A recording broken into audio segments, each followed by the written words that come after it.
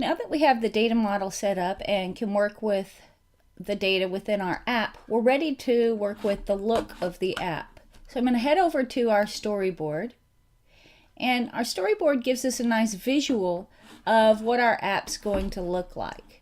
Each screen inherits from your first screen that's shown over here to the left.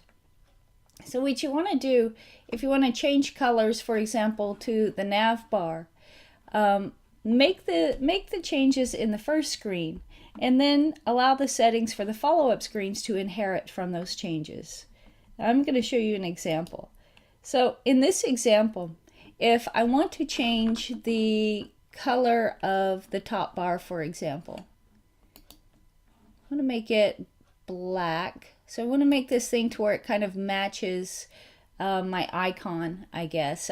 I'm horrible with color. I'm horrible with design. I hope someday to get better at those kind of things. But you'll notice when I change the nav bar on this first screen, the navigation controller, it changed across the entire app. Also, I want to go in here and I want to change the term master, and I want to make it say something like my grocery list.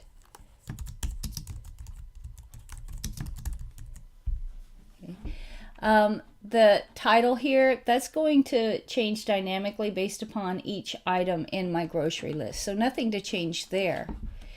And over here in the where it says detail in the navigation, I'm going to change that and say just more info. Now the next thing that I want to do is kind of change the color of the backgrounds. So here we can see that we've got a table view and a detail view. What I'm going to do is go ahead and delete the detail view content. That's just some text on a label there. It's a detail view. And instead of having a detail view there, I want to put a text view. So let's see if we can find text view here in our objects window. There it is. So I just grab that guy and drag it over. Now something that I want to change is the background of that text view. So I can easily change the color of that guy, and I believe my icons are red and yellow. So I'm going to change the background of that text view to be yellow. I can find the background attribute under view, and there's yellow. In the same way, if I want to change the look of my table view here, which I do, again, I'm trying to get it to match the my icons. So I just click inside that guy and then go down and look for the color. I can see the background is set to white as default, and I'm going to make it red. Now those colors appear already because I've walked through this app as I was developing it. To find the colors rather than what's listed by default, you want to click on Other, and then you have your little crayon box and can choose whatever you want.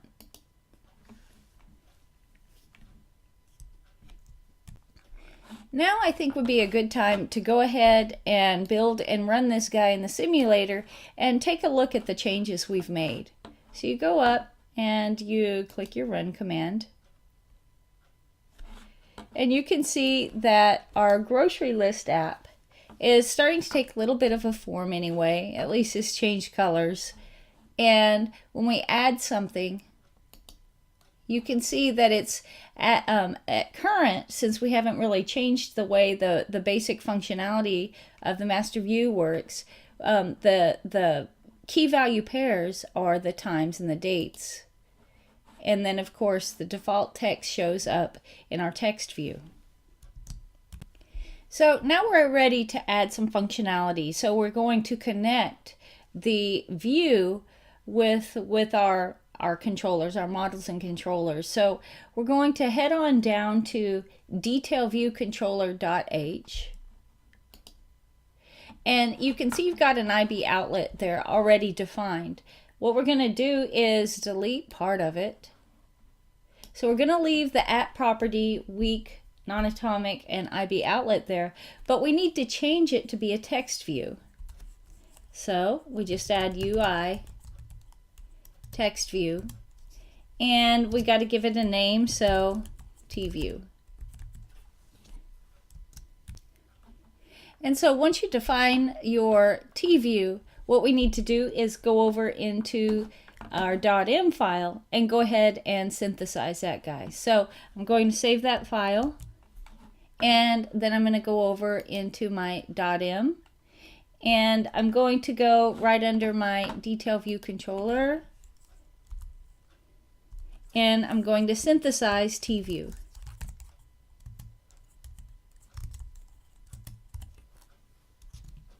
And the way to think about synthesizing an item is just a nice way to make it to where we don't have to provide set and get methods within our project.